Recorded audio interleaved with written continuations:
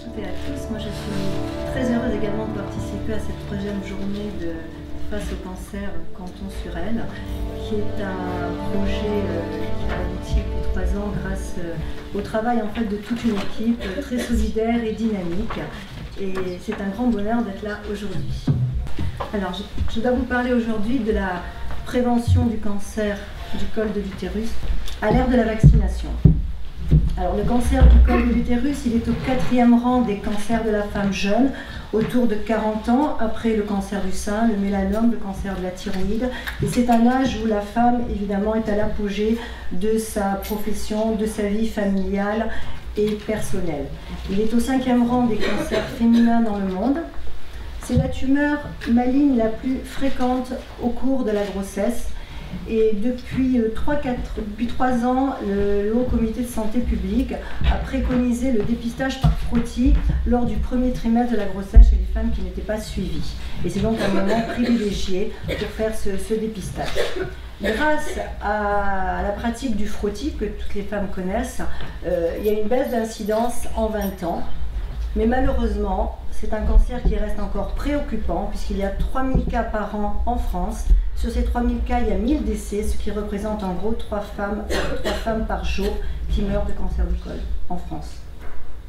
Il y a une étude qui avait été faite par Jean-Christophe Boulanger en France sur 524 cancers du col qui avait un petit peu établi le profil des patients. On voit que dans pratiquement 24% des cas, c'est une absence de frottis.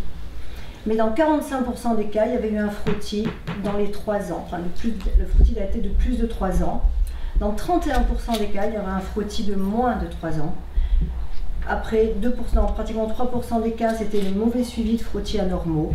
Également, le petit pourcentage de mauvaise prise en charge de patientes qui avaient eu des conisations pour des lésions précancéreuses et un mauvais suivi. Alors, c'est un cancer viro-induit. C'est ce fameux petit papillomavirus, enfin, l'infection à papillomavirus qui est persistante, qui est le facteur de risque principal des lésions précancéreuses et cancéreuses du col. C'est-à-dire qu'il n'y a pas de cancer du col sans infection à papillomavirus. C'est la plus fréquente actuellement des infections sexuellement transmissibles. Ce sont une grande classe de virus, on va voir tout à l'heure assez rapidement, mais c'est important d'avoir ces notions, et qui sont responsables de lésions de la peau, des muqueuses, qui vont de la simple verrue, pour les papillomavirus gentils, on va dire, jusqu'au cancer. Et c'est Harold Surrozen qui a eu le prix Nobel de médecine en 2008, donc c'est assez récent, pour avoir fait le lien de causalité entre les infections à papillomavirus et le cancer du col.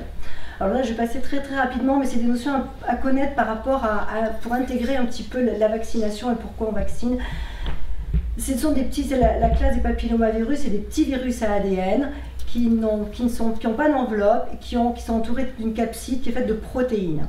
Et en fait, bon là je vais aller assez vite, disons que les vaccins sont issus à partir de ces pseudo-particules virales, c'est-à-dire qu'on a fabriqué, une recombinaison génétique à partir donc, de cellules de levure, et ces pseudo-particules virales, c'est important, ne contiennent pas d'ADN viral. Donc elles sont issues en fait des protéines de la capsule virale, ce qui fait qu'elles sont dénuées de tout pouvoir infectieux et oncogène.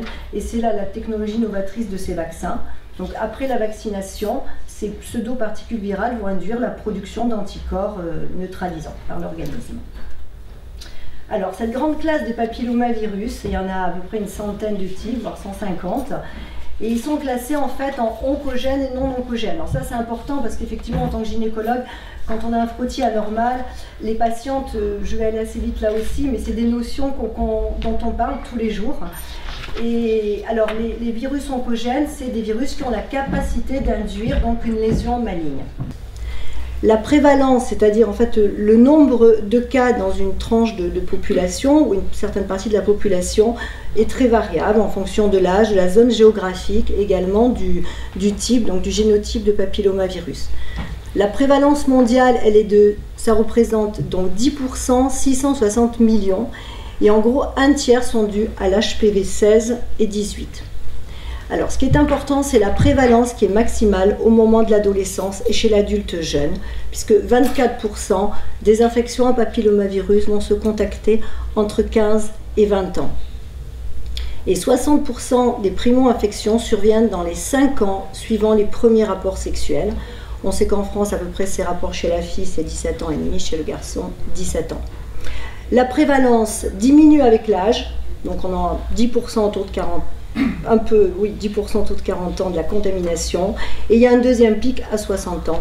On s'explique peut-être pas trop, mais pour l'instant, peut-être les remariages et les divorces. La prévalence chez l'homme, bon, elle est beaucoup moins documentée, mais elle est également toujours dans la tranche d'âge des 18-25 ans, 23 ans. Le portage au niveau du pénis est plus fréquent chez les hommes dont les partenaires présentent des lésions du col et qu'il y a une diminution du risque quand même avec les préservatifs et la circoncision. Donc ça pour rappeler, voilà, donc cette prévalence effectivement entre 15 et 24 ans, d'où l'intérêt, on va en parler tout à l'heure, de la vaccination avant l'exposition au risque. Alors, cette histoire naturelle, la contamination donc survient par contact intime. Et cette infection, elle est généralement cliniquement silencieuse.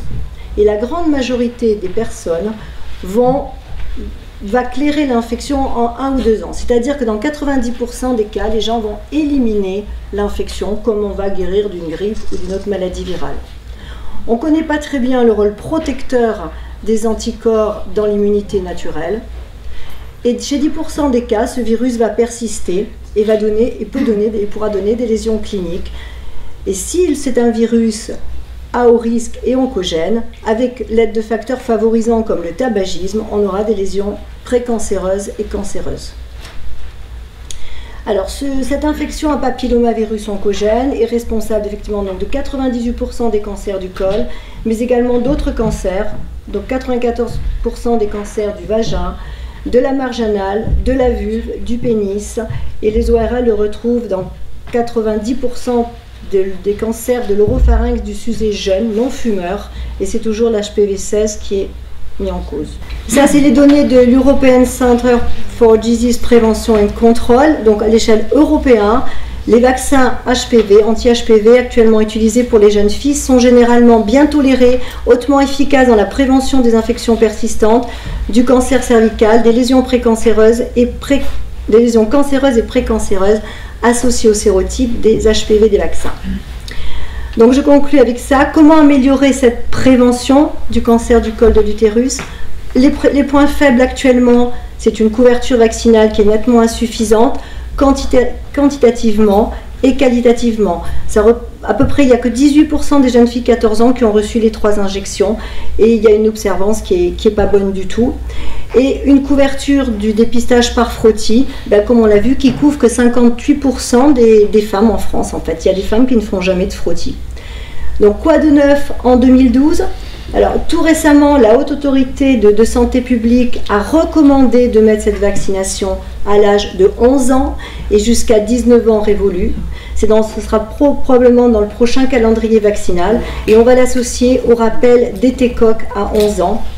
Tout ça un petit peu pour supprimer le côté, la notion d'âge de début d'activité sexuelle qui, on l'a vu, et je pense que Madame Nex sera de mon avis, qui gênait un petit peu les parents pour cette vaccination à 14 ans. Et le professeur Hollande, en décembre 2012, a parlé du 3e plan cancer 2014-2018 et qui va donner priorité à la prévention et surtout au dépistage peut-être organisé du cancer du col. Je vous remercie. Moi, j'aurais juste une dernière question, je pense. Tu as déjà en partie répondu. J'ai une petite fille, mais j'ai aussi 2 garçons.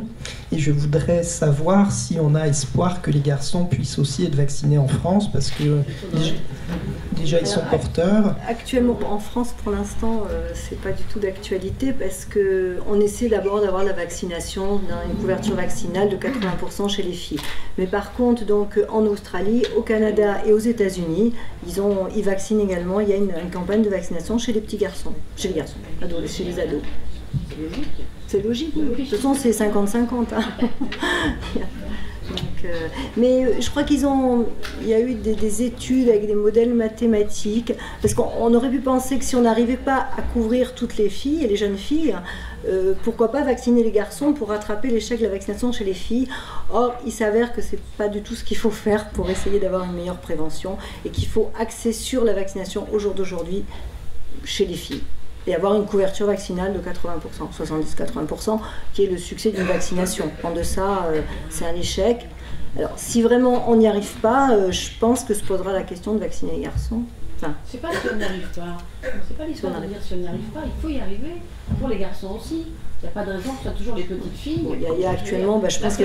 Oui, tout à fait. Plus précoce que les filles aussi. Oui, moi je suis entièrement d'accord, mais il y a le problème économique qui se pose. C'est le frein, en fait. Voilà. Tout à fait.